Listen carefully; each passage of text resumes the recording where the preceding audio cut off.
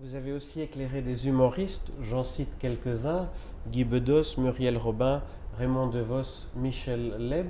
Oui, Certaines sont devenus des amis? oui, Guy Bedos, on était très liés, identique pour Raymond DeVos, même si ça a été sur la fin.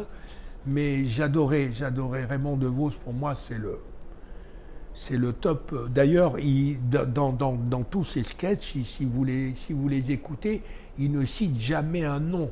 Il n'y a jamais une personne définie avec un nom et tout.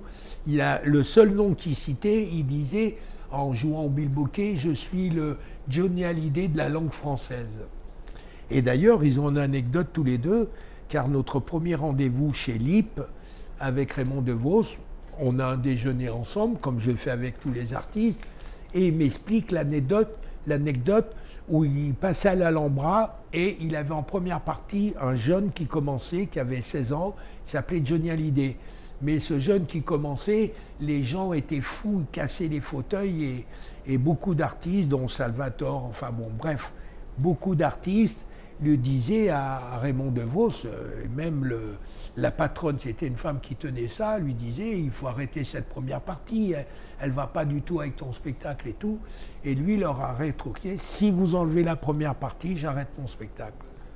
Et le soir, le déjeuner que nous avions eu à midi, le soir, je travaillais au Palais des Sports avec Johnny Hallyday et je raconte au casque, avec les poursuites, je raconte l'anecdote que m'a raconté Raymond DeVos.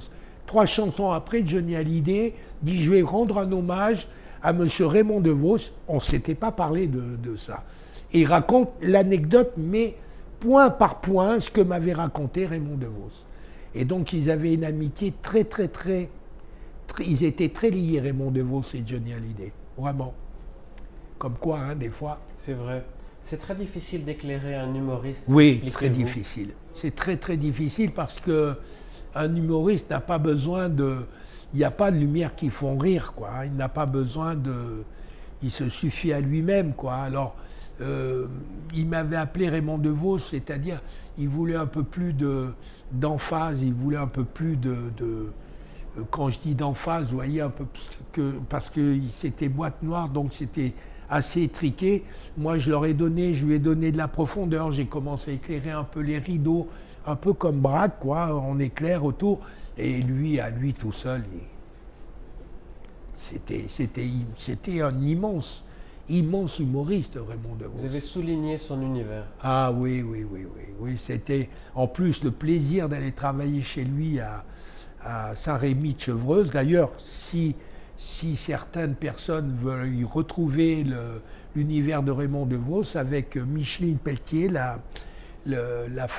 veuve d'Alain Decaux, on a remis ça. Il a fait une fondation de sa maison et on a mis sa maison.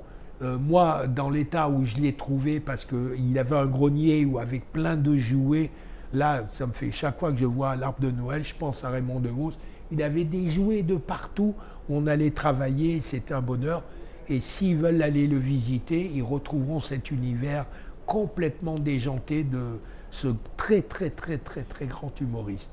Un des plus grands qu'on ait eu en France, quoi. À quelques minutes en train de Paris, Saint-Rémy-les-Chevreuses. Saint-Rémy-les-Chevreuses, c'est tout à côté de Paris. Vous avez raison de le souligner.